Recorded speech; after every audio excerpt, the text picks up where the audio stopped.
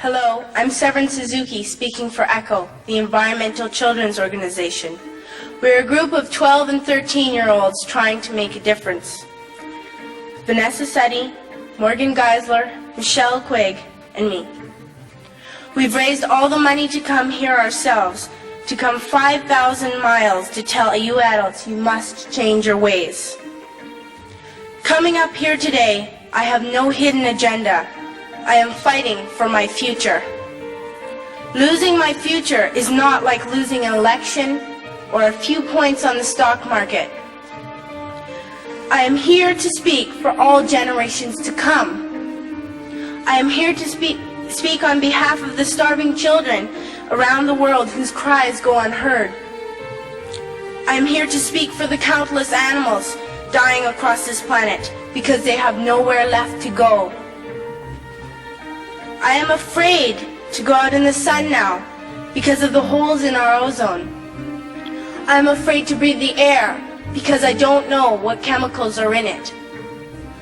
I used to go fishing in Vancouver, my home, with my dad, until just a few years ago we found the fish full of cancers. And now we hear of animals and plants going extinct, every day vanishing forever.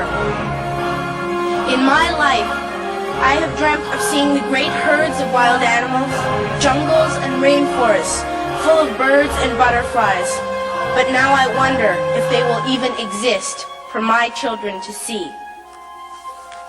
Did you have to worry of these things when you were my age? All this is happening before our eyes, and yet we act as if we have all the time we want and all the solutions. I'm only a child and I don't have all the solutions. But I want you to realize, neither do you. You don't know how to fix the holes in our ozone layer. You don't know how to bring the salmon back up in a dead stream. You don't know how to bring back an animal now extinct. And you can't bring back the forests that once grew where there is now a desert. If you don't know how to fix it, please stop breaking it. Here, you may be delegates of your government, business people, organizers, reporters, or politicians, but really, your mothers and fathers, sisters and brothers, aunts and uncles, and all of you are someone's child. I'm only a child, yet I know we are all part of a family, 5 billion strong, in fact 30 million species strong, and borders and governments will never change that. I'm only a child, yet I know we are all in this together and should act as one single world towards one single goal. In my anger, I am not blind, and in my fear, I am not afraid of telling the world how I feel.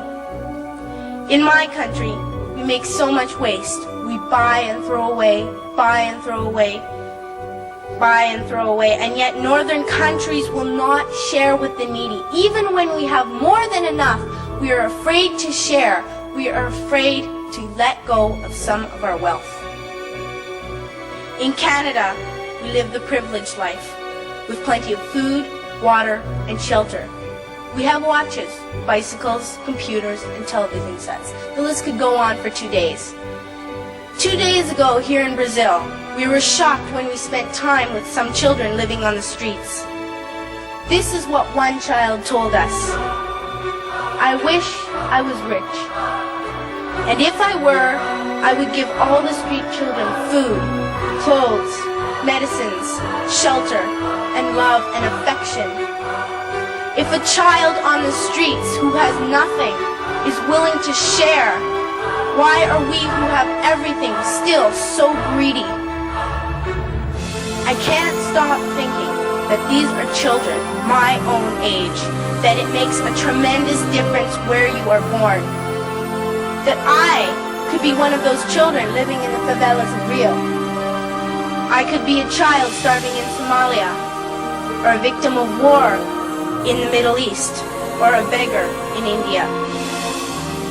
I am only a child, yet I know if all the money spent on war was spent on finding environmental answers, ending poverty, and finding treaties, what a wonderful place this earth would be.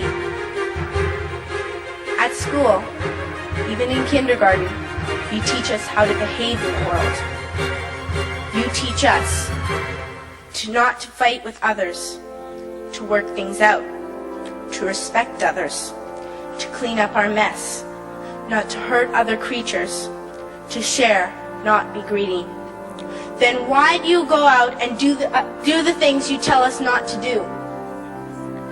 Do not forget why you are attending these conferences, who you're doing this for. We are your own children. You are deciding what kind of a world we are growing up in. Parents should be able to comfort their children by saying, everything's going to be all right. It's not the end of the world, and we're doing the best we can. But I don't think you can say that to us anymore. Are we even on your list of priorities? My dad always says, you are what you do, not what you say. Well, what you do makes me cry at night.